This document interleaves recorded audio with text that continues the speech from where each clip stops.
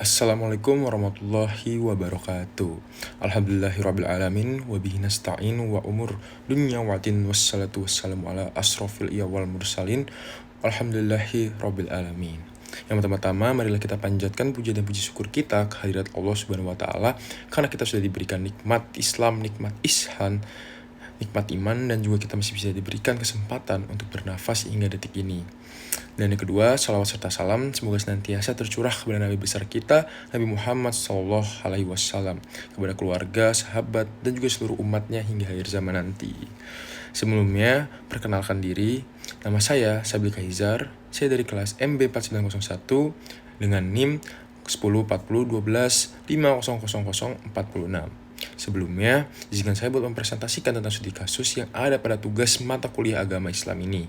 Yang pertama, dalam studi kasus tersebut terdapat beberapa permasalahan utama nih yang dialami oleh Farhan sebagai seorang muslim, yaitu krisis identitas dan juga pencarian makna hidup yang dilema ketika dalam pekerjaan profesional serta konflik toleransi antar umat beragama di lingkungan kerjanya yang semuanya juga berkaitan dengan konsep takdir yang ada di dalam Islam. Yaitu yang pertama, ada krisis identitas.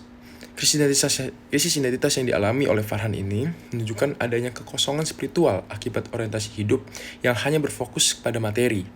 Nah, hal ini sejalan dengan ajaran Islam bahwa ketenangan hati hanya dapat diperoleh dengan mengingat Allah Subhanahu wa taala.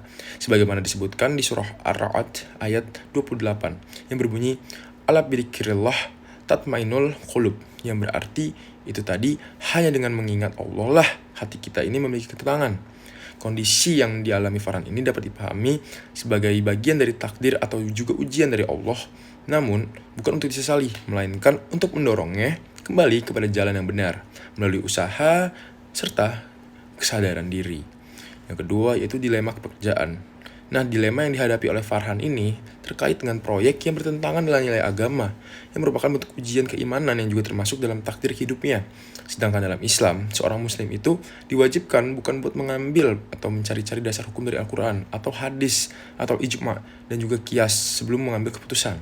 Nah, hal ini sesuai dengan hadis Rasulullah SAW yang menjelaskan bahwa yang halal itu jelas dan yang haram itu jelas. Nah, sehingga seorang muslim ini harus menjauhi perkara yang meragukan.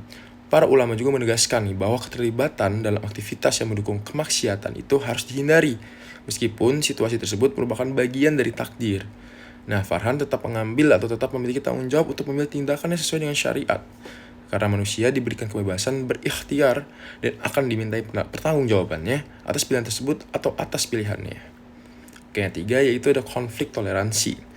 Nah, kemudian yang ketiga ini konflik antar karyawan terkait penggunaan ruang ibadah yang mencerminkan pentingnya toleransi dalam Islam sebagai pemimpin. Nah, di sini Farhan ini harus bersikap adil dan juga bijaksana dengan menjunjung tinggi prinsip tasamuh atau toleransi tanpa mengesampingkan ukhuwah Islamiyah. Nah, hal ini sesuai dengan ajaran Islam yang ada disebutkan di surat Al-Kafirun ayat 6 atau di ayat terakhir yang berbunyi lakum dinukum waliyadin, yang berarti untukmu agamamu dan untukku agamaku. Nah, dalam konteks takdir perbedaan keyakinan di lingkungan kerja juga merupakan ketetapan Allah yang harus disikapi dengan bijak, bukan menjadi sumber perpecahan. Nah, dengan demikian dapat disimpulkan bahwa seluruh peristiwa yang dialami Farhan tadi merupakan bagian dari takdir Allah yang mengandung ujian dan juga hikmah. Namun, takdir tersebut tidak menghilangkan peran manusia dalam berikhtiar dan mengambil keputusan. Oleh karena itu, Farhan harus memperkuat keimanannya, berpegang teguh pada prinsip syariat dalam bekerja, serta menerapkan sikap adil dan toleran dalam memimpin sehingga tercipta keseimbangan antara spiritualitas dan juga hubungan sosial. Mungkin itu saja dari saya. Kurang lebihnya saya mohon maaf. Wassalamualaikum warahmatullahi wabarakatuh.